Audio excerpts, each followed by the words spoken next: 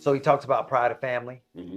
pride of country, Mm-hmm. pride of religion, Mm-hmm. and those are like the what we've learned Mm-hmm. to have pride in. Yep. And pride is just not open to ideas. Mm-hmm. Pride is defending its place. This is what it is. It doubles down on its own self. Welcome to another episode of As a Man Readeth. And I'm Goolsby. I'm Trey. Yeah. Let's get it started. All right. We're still in Letting Go from David R. Hawkins, chapter 9. I was just telling him, man. Hey, man, I know some prideful people. Yeah. Like, I mean, when he talks about pride, Yeah. he doesn't necessarily say. He gives you like what the form of pride may be, right? So he'll say, he said it's essentially destructive. Mm-hmm. So he says pride is devoid of love. Mm-hmm. Pride may take the form of overvaluation, Yep. denial, playing the martyr, being Yep. opinionated, arrogant, boastful, inflated, one up, haughty, holier than thou, vain, self-centered, complacent, aloof, smug, snobbish, prejudiced, bigoted, pious, contemptuous, selfish, unforgiving, spoiled, rigid, patronizing, judgmental, and in the milder forms, pigeonholed. Mm-hmm. And I like that he kind of gives you what pride may look like, right? Yep. And so earlier this week, I was asked to, I'm doing this Meisner class, and I was given a script. Yeah. And so we do this repetition game. So basically, if I look at you and I say, I like your glasses, then you will respond. I like your necklace. Oh, no, you will respond, you like my glasses. You like my glasses. Flip the word. I'm like, yeah, I like your glasses. You like my glasses. Right. So then we pick up because now that we're advancing, we pick up the script and we use that same energy because it's really not about the words. Anyway, so we do the whole thing, and at the end, it's the mimicking. Is that right? It's not necessarily mimicking. Okay. It's more so the responding to. Okay, got it. I'm responding to the energy you give me. Like what you I like? Because if I said I like your glasses, yeah, then I'm giving you a particular amount of energy. Yeah. Because you like, wait, you like my glasses? If I'm like, yeah, I like your glasses. Yeah, okay. Gotcha.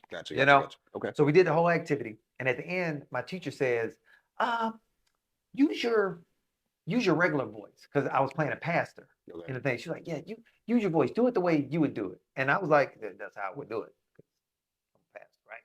But she's coming from a spirit of like, no, I just want you to use your voice. I'm coming, which was, I'll say, love. I'm coming from a place of pride. I was like, I know what the fuck I'm doing. I know my process, and I know how I want to do this. But I caught myself I caught it like, oh, pride. I think I am better than.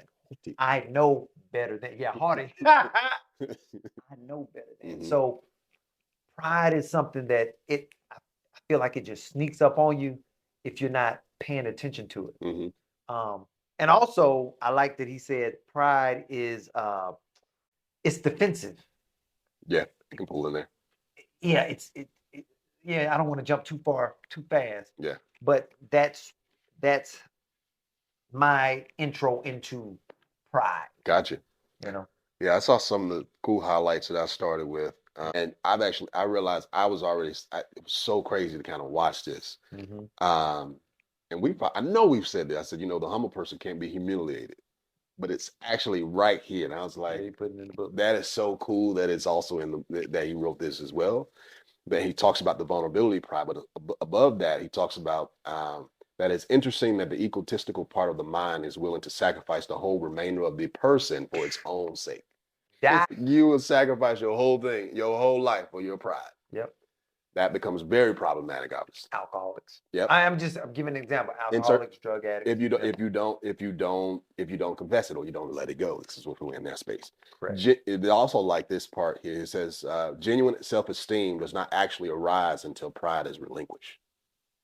Right? Keep going. Say that. That which inflates the ego does not result in inner strength.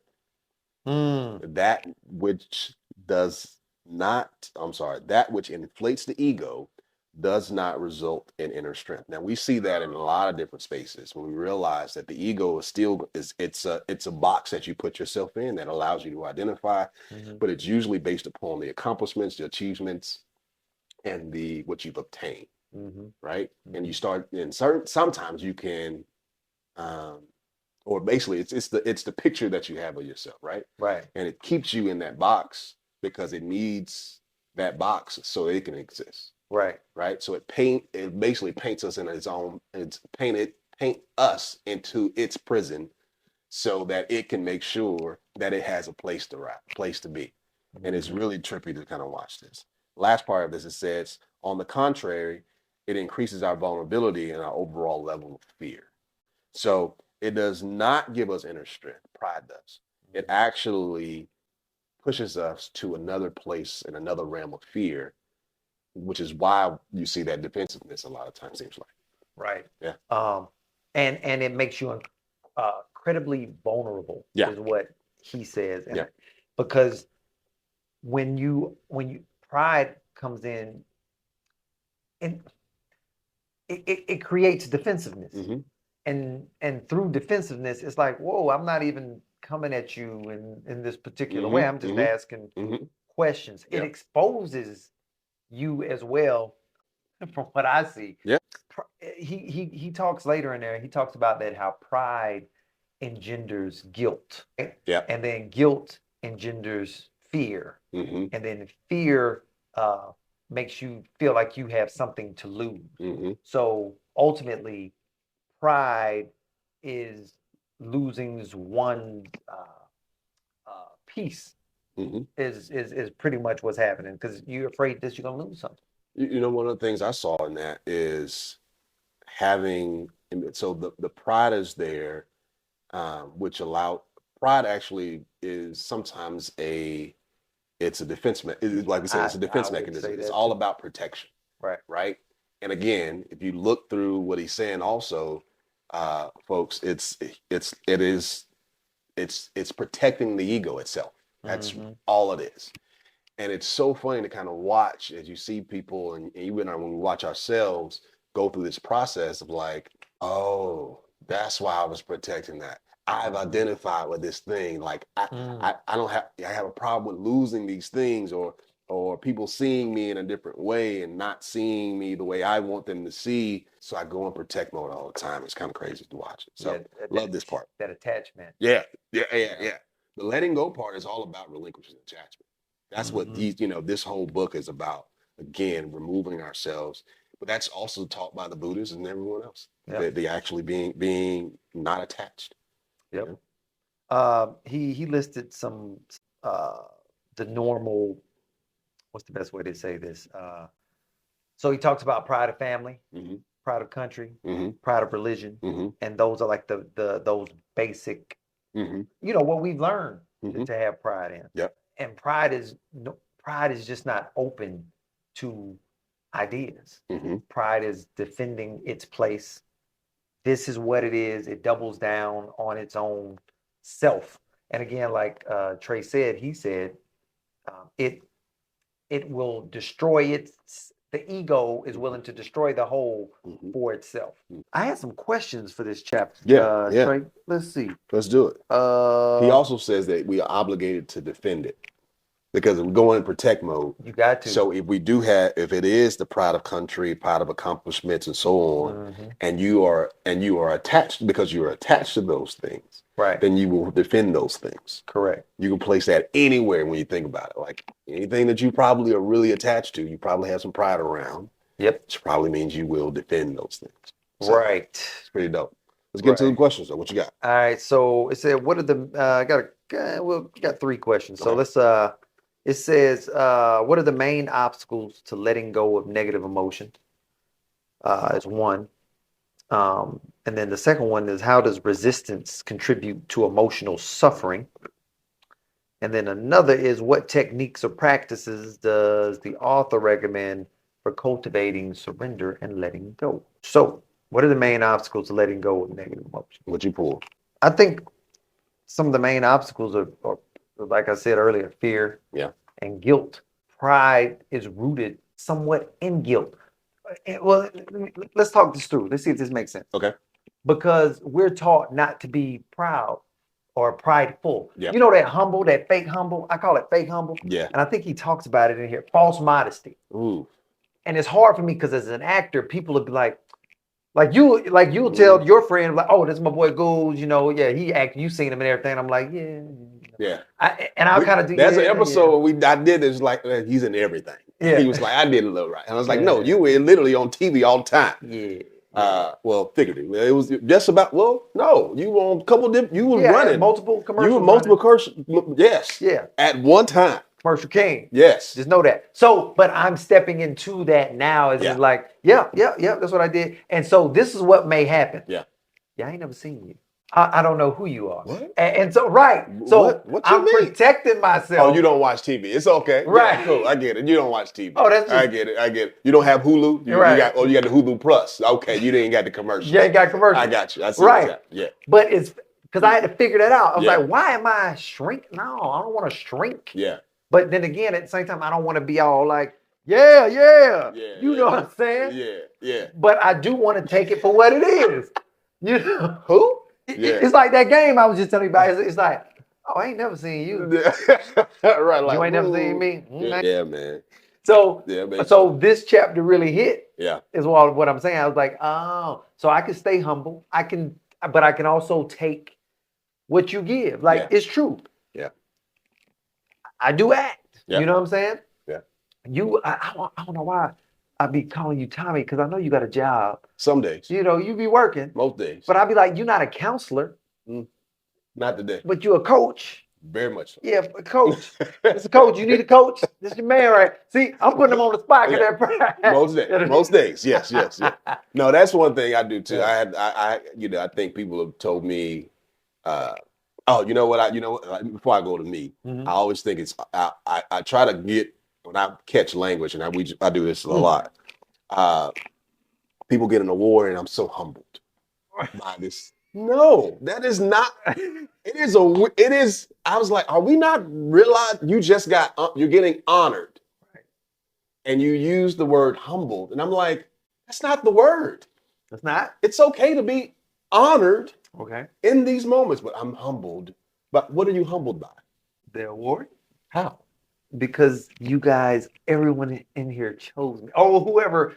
What does humble mean, though? Humble don't mean what you just said. I don't mean that. No. What it mean? It's you all just chose. I just was honored by y'all. Oh, you said honored. Okay. And people say humbled. It's like you're not pushed down and basically humiliated. Oh, that's so word. We talk about this. That's why we read books. Words mean things, and we get caught in this space where people they mean to say honored, or they say honored, but they say humble. What they actually mean is honored. Honored, and it's okay to say that I'm honored. I think that's a big deal. Do you think that humble then is just the action? Absolutely. It's the unspoken because thing. people say it all the time, and I was like, y'all been using the word wrong. That's not what that means. If someone gets me an award, if everyone says, Trey, you're doing a great job. Oh, I'm so humble. No, I am honored that you will even say that thing. Are they? I'm gonna be devil's advocate. Yeah, but are they saying like that you give me this word? Heavy is the head. And now it's kind of like I'm so humble because this is such a heavy. Come on. What is that though? I'm about to get crowned king. Right. I'm humbled to. No, I am honored because you are in a place of privilege at that moment. You're not being humiliated because that will be humbling. That's the same word. It's the same root of that word. You are not being humiliated. So it's like, yo, what are you talking about? Okay. Stop using the words wrong. Words mean things. All right, I'm sorry. Words mean things. I'm sorry. So that's my pride coming in. Like me knowing what words mean. I do that all the time. Like, but last episode, I couldn't get words right. Yeah. So I mean, it happens. Yeah, definitely. I'm gonna cut up. So I was humbled. I was humbled last week. I'm like, man, I'm on a roll, but now I was humbled, from that, from just not being able to say the words that I wanted to say. Right. Yeah. All right. Two. How does resistance contribute to emotional suffering? I'll take that. So I was thinking about, I think that question, it's the resistance to it, it's kind of like y'all probably seen the meme where you're holding on to the rope that's tied around your wrist, right? Okay. And you're trying to pull, you're trying to let go, but you're trying to let go of it. You say that, but the problem is you're also still holding on to it. That's the way it works in that. And I think in this situation, because the resistance is you still holding on. So the emotion is only lasting a short amount of time. Yeah. Like the chemical movement and the chemical reaction, it's only happening for a certain amount of time. Correct. After that, you think about it. After that, you reiterate. It could stay. You can get caught in the cycle, right? Of the thought and emotion. I hate this. I'm frustrated. I hate this. I'm frustrated. I hate this. I'm frustrated. Right. And that is why, if you didn't let it go, you don't exit the loop, it stays right there. And so it's when you stay in the emotion, and that's where it comes. Okay. Yeah. All right. We're gonna keep it moving. Okay. We're gonna do one last question. What techniques or practices does the author recommend for cultivating surrender and letting go? And so on page 147, I wrote down gratitude. Yeah, it was a lot. That's exactly what I did. Boom, we got the same thing. Yeah. Gratitude is one of the antidotes of pride. Yeah. If we happen to be born with a high IQ, we can be grateful for it rather than take pride in it. Yeah. When I heard that, I was like, oh, it's not an accomplishment. We were born with it. You already got it. That's good. That's good. If we are grateful for what has been given us and for what has been fulfilled through our God-given talents and endeavors, then we are in a peaceful state of mind and invulnerable to pain. I say, what? Yeah. Here's a pro tip. I know I text you all the time. Hey, have you done your gratefuls? Right? 5 to 7 gratefuls in the morning get you right, especially if you're feeling a little off. I know I have to do them. Like, I'm not feeling today. I gotta sit down and write what I'm grateful for. Because I'm thinking about something that I'm missing, something that I haven't accomplished, all the stuff I gotta do, all the stuff I did not do, and everything that I don't feel like I have or don't feel that I am right now. I'm like, I gotta get right. I gotta get right. I gotta get right. Because the pride, that's good. I just thought about that. Because the pride is also believing that you're supposed to be somewhere where you're actually not in the reality. Sometimes when you get there, you're like, I'm supposed to. Who told you that? Right. Me. And you start attaching too much to what you thought you were going to be, which was what the ego wants you to do. Right. And then, the ego, man. Hey, man. It attach itself. It's such a Paris. And so even me saying that, like, I think we should be friends with your ego. You should balance that thing out. Yeah. It's like you got to have it. It's like the friend that, we don't go everywhere together, but because we click, we cool. Yeah, we cool. Yeah. We just not gonna be best friends. Okay. Best friends. All right, that's cool. That's cool. Yeah. What you got? We cool. That's all right. Yeah, but we are cool. It just doesn't, because it doesn't take us far enough. Right. Because in order to move further, it's kind of like a move. Yep. You up here with me? Yep. We here together? Okay, cool. I'm gonna go this way. And whoop. But before you even get to whoop, it's like, hold up. Right. We here though. Well, we gotta go. Right. I'm staying right here. Right. Yeah. Right. It's very much like this shirt. It's like you gotta expand, grow, bring everything back together. Yep. Expand, grow, bring everything back together. Yeah. And so that's kind of like the change. You gotta break the ego, then hit. Break the ego, then go. Boom. Break the ego, then go. I like that idea. I love that. We're gonna keep moving. That's right. So the next chapter. Yeah. And here I'll do this just for everybody out there. Letting go of pride. Just to finish that. Letting go of pride unlocks the door to our receiving that which is most beneficial to us. Are we willing to let go of pride and feeling superior to others? When we are willing to let go of the pseudo security of pride, we experience the real security that comes with courage, self-acceptance, and joy. Ooh. And that's what we're walking into, is courage. Absolutely. To have that courage. And absolutely. I love that he said the hallmark of courage is the knowledge and feeling, I can. Yeah, I got to sit. If y'all need to sit with that a little bit longer, if you don't have an I can attitude and belief, I just want you to just take a moment and just think about how many times you said I cannot. or even silently have those thoughts. So I can't do that. Right. But what can you do? Yeah. And like I like how you said, take them 7 gratefuls. That's Yeah. what you said. Mhm. I love that because that's the true medicine. It is for your mind. Yeah. I got some questions for this chapter. Okay, let's hit it. How does the author define the ego and its role in our lives? That's one. Okay. Which you kind of said in the last chapter. Yeah. If Yeah. you noticed Yeah. that. Yeah, we did. What are some examples of ego-driven patterns or behaviors discussed in this chapter? And 3 is how can letting go of ego lead to greater inner peace? Man, that's good. I think it seemed like we discussed a little bit of that already. So Yeah, you read up that third one we definitely pulled. right.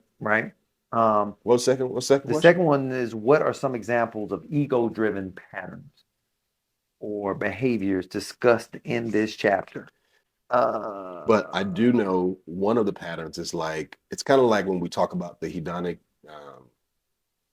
treadmill, where it's kind of like we just got to keep accomplishing things and we got to keep getting more, or we're impulsive buyers because of certain things, because we believe that it's going to make us feel that way. And somebody's telling you that. It's probably not yourself. It's probably the ego within yourself telling you that. Some of those particular patterns that make you just keep going and just always got to more. Y'all remember? Dun, dun, dun, dun, dun. You know that song? I want to say I do, but yeah, man, that's but it's good. cool. That's good. I'm sure I know it. It's all good. We'll probably edit it to where. No, we'll keep that in there because that was a good song, right? No, I'm saying we'll probably play the song. Oh yeah, there it is. How do you know? What's the question? Go answer the question. Okay, so for me, with this question, what are some examples of ego-driven patterns or behaviors?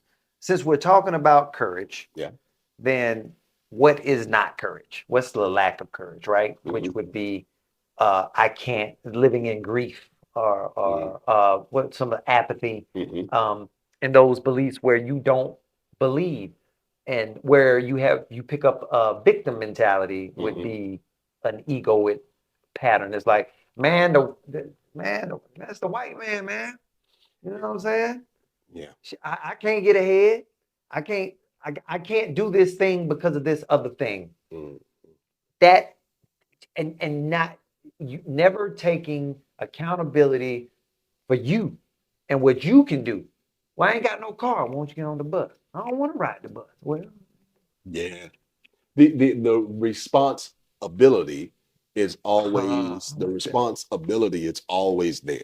Yes. Like if you have the ability to respond, then you should probably respond. Now the challenge is that's why I always say sometimes. Let's keep going, man, because I feel you on that, bro. Right. 2 tongues. You got 2 tongues. All right. One with your mouth. Okay. And the one with your hands and feet. Your actions are telling me one thing. Your mouth is saying another. There we go. I don't believe the tongue too much.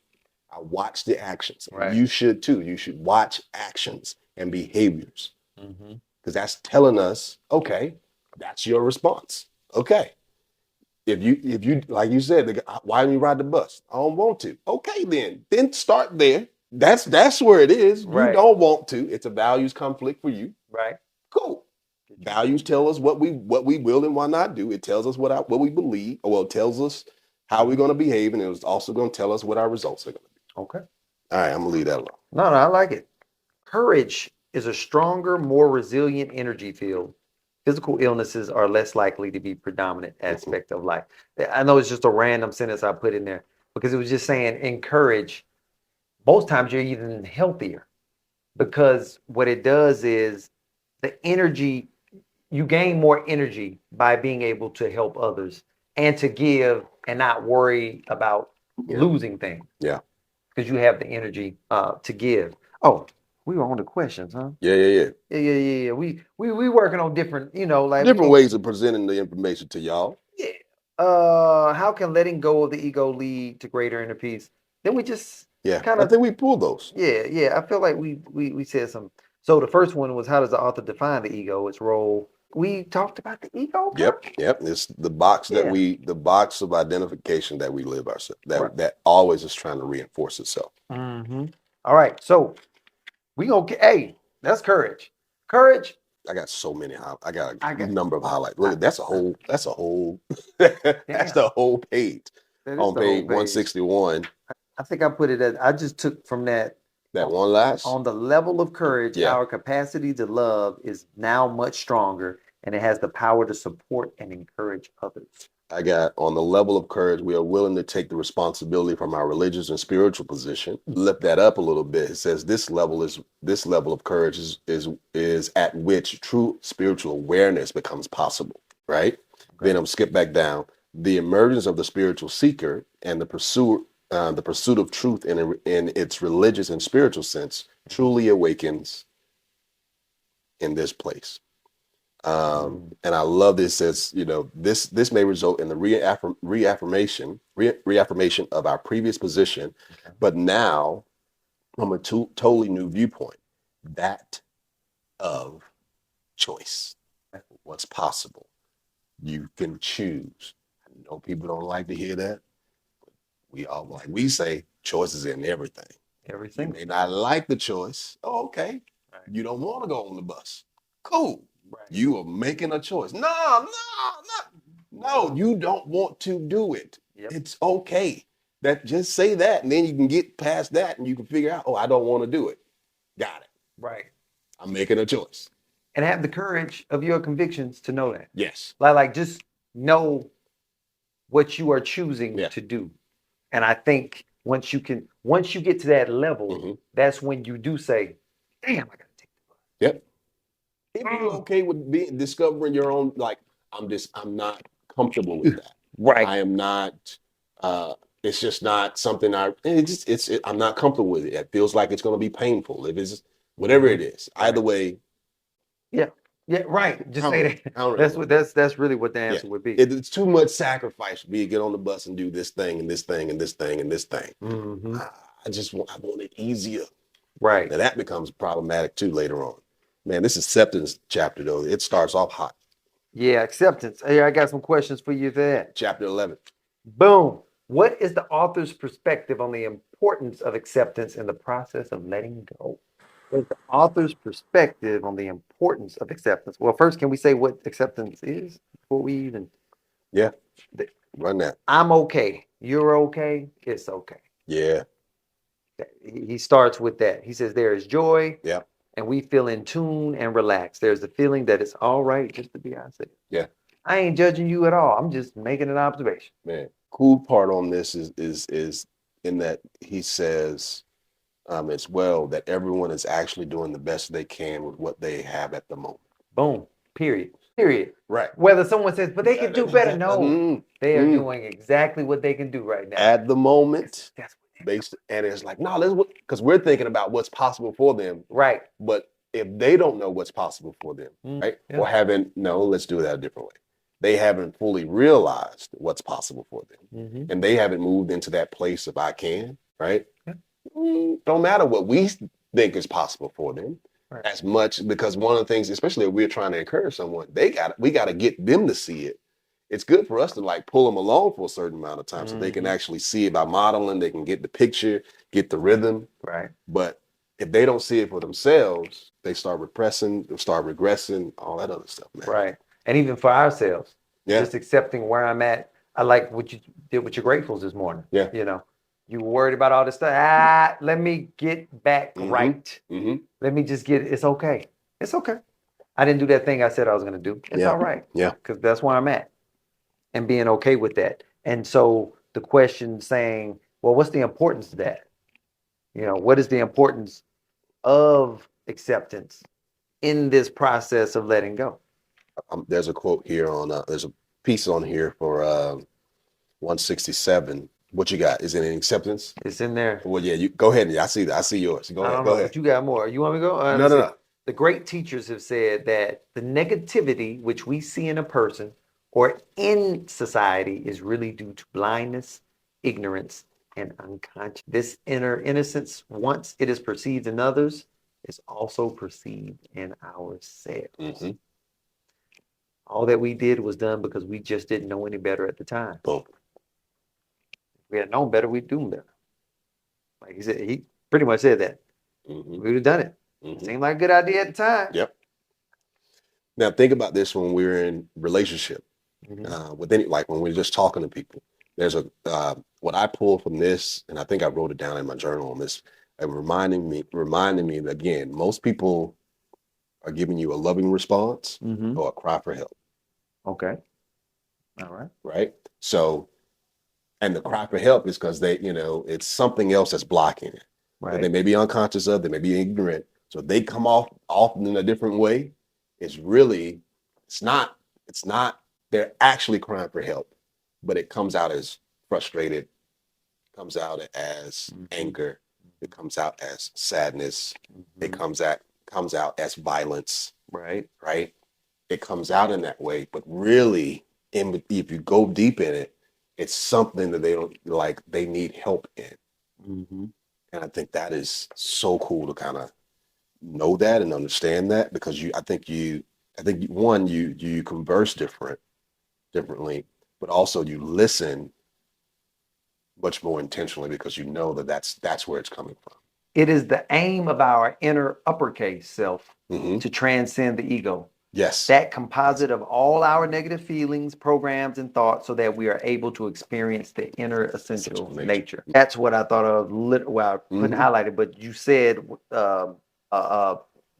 the individual is attempting to get to that next Yep. place. Yep. It's like, I know there's something I can do or Yep. or say or be. It's really get to the feeling Yep. of Yep. this first. Because in this state, we really begin to understand love Yep. on the level of acceptance. It's Love is experienced as a stable state, a permanent condition, Yep. a permanent condition of of relationship. a Skip down relationship. some more. When we are in the lower energy level of this, but in that lovingness, our lovingness radiates our natural form of essence of our being.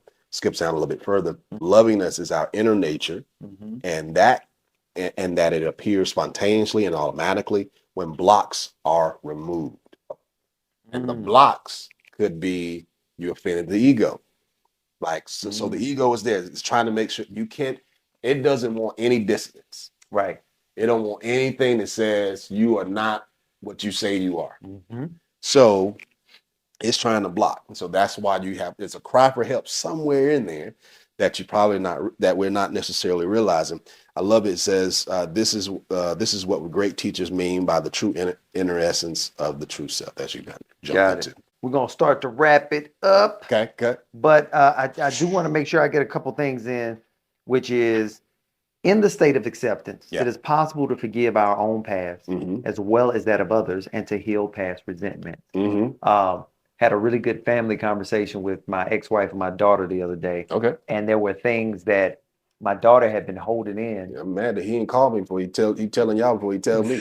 She was telling us some things, and me and her mom.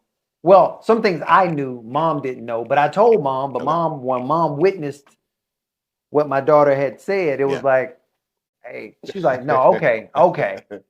But it's good to find out at 15. Yeah. My daughter's 15 instead of when she's 25 Mm-hmm. or 35. And that she's at 15 getting these lessons that she can learn how to accept, Yeah. learn to forgive, learn to let go. Yeah. At this age Mm-hmm. is super dope. And me and her mom doing the same thing. You know, we're also letting go because I was holding certain things in too. Yeah. And so because we're not married anymore, you know what I mean? Yeah. Like, what was that about? You know? Yeah. So this chapter really hit into like accepting where you are and letting go of the feeling, letting go of all the resentment, the past hurt, so that you can actually heal. Because if you keep holding this thing in, because the situation was, I picked my baby up. She wasn't outside when I asked her to be. But long story short is she had the nerve, yeah, baby, and she's editing this. She had the nerve to say, well, Dad, you be late sometimes. And I'm like, what they got to do? But you being on time where you need to be. Right. Yeah. It's good parent talk. Right. But it was cool. Well, in those moments, those aren't the best moments to be like, Dad, you're late when you're supposed to be. And see, what happened was I do things based on if we got somewhere to be, I'm gonna be there. Yeah. We ain't got nowhere to go, you know. I might, but that's something we can discuss, have a conversation on. It's not important to you until I get upset about the thing. Mhm. I don't want to get upset. And so I didn't get upset in the car. Like I was, well, no, I'm lying. I was pissed inside. So I didn't say no word. Because we do this all the time. Okay. You know what I mean? Yeah. Well, we don't do this all the time. There's a way that I respond when I'm upset sometimes. Okay. And so I was like, we're not going to do the same thing. So I switched up. I switched it up. Thought about it. Had the feeling. Let just the feeling emanate. I wasn't operating it while it was leaving me. I said what I had to say, which is like we had to be at this place at a particular time. I was upset that you didn't communicate with me about that, and we're gonna have to fix that. Smooth. And then we were quiet the whole way because I had nothing else to say. Yeah. Now, but so the feeling of and I had to accept that. Yeah. Question for you though. Well, I'm an improviser, so I know. Yeah. So I don't have. I can accept what you say. I ain't got to agree with it. Right. So accepting is not agreement. I know we like to again move those words together. Yep. Same thing with we do confusion with humble and acceptance is basically, if you really look at it, it's more so that it is. That it is. That's it. I accept that it is. Right. Before, and you, because I have to accept that it is before I say I like it, I don't like it, before I agree or disagree. Correct. Before I say it's red, blue, yellow, whatever. Right. Right. I'm establishing that it is. That's what I like about the part here when he's talking about being able to heal the past resentments, because you can also start to pull out just the facts of it, what occurred. Because what's happening in our mind is we put the mental model of what we mean, what that thing or that occurrence meant, right? How we defined it, right. How we believe we experienced it, even though you don't have the video of nothing. Right? And even then, it's still on the interpretation of that particular moment, which tells us how we gonna lock it into our brain. So I love this. This is a good. I don't know where this is, like in the middle of the book. This is spot dab in the middle of the book too. Yeah. He's talking about acceptance, and I think this is like that fulcrum. If we can get this, things get crazy. Right, because one, the energy is even higher. Yeah. Based on the scale that he has. Yeah. Because right after acceptance is love, which we'll be going into next week. We're going to finish the book next week. As far as like, we talked earlier and said, oh man, if we were to do this again, if we were to do this book again, we would have just really talked about emotions and then maybe save the last half of the book for the second part of it. But this has been an amazing book. We've actually, me, my ex-wife, my daughter, are going to start talking monthly. We're going to have a monthly meeting. And these monthly meetings, we're going to go each chapter, maybe 2 chapters at a time, because I have the audio book. Okay. We're going to listen to it and then talk about it, because we're going to learn about the mechanism, letting go. Yeah. And then about these feelings that we feel, and especially since my baby's in high school, this is the time to be learning about that anyway, because you be going through it all in high school. I think my strongest emotions were probably in about 11th, 12th grade. Yeah. Ooh. Freshman, sophomore year too, but we're going to keep going. High school. Yeah. But yeah. So, and this is also where the power of self-healing is now available. It's so much. He was talking about we're becoming and acceptance. You're not worried about, it says on this level, we may begin to develop an interest in the philosophy, scientific research, and spiritual classics that explore the highest potential of human mind and spirit. I know that's what we are. I know I guarantee. So we are focused on the becoming, not what we have or what we're doing. It's what are we becoming? And so I agree. This guy has some insight. What are we becoming while also what are we right now? Right.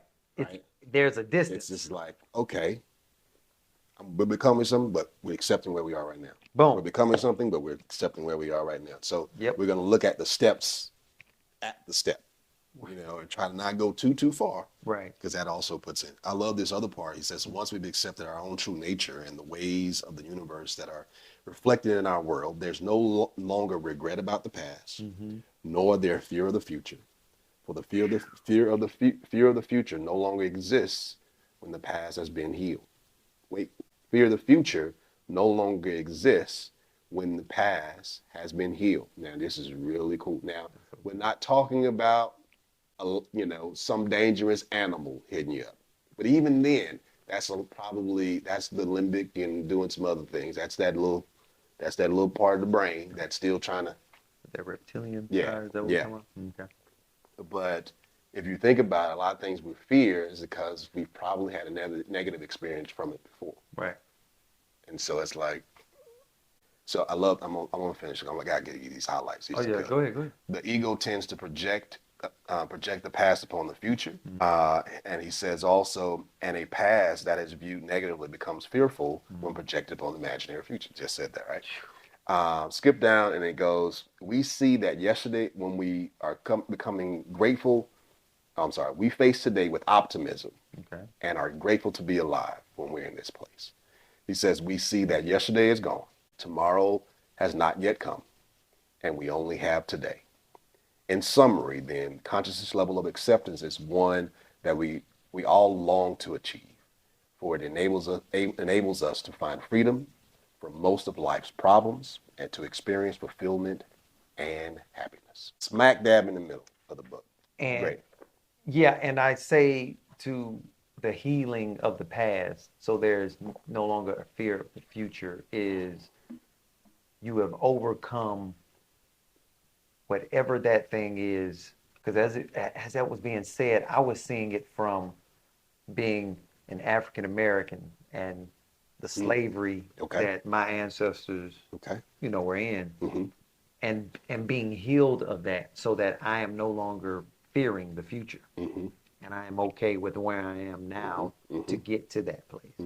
And so as a people, some people aren't healed, and I think when a healed person and an unhealed person have a conversation, you can pretty much, this is me coming off the top. I feel like you can tell who's healed and who isn't to some degree. I don't know what that means. I've just accepted it for it to be that thing. Yeah, I hear that.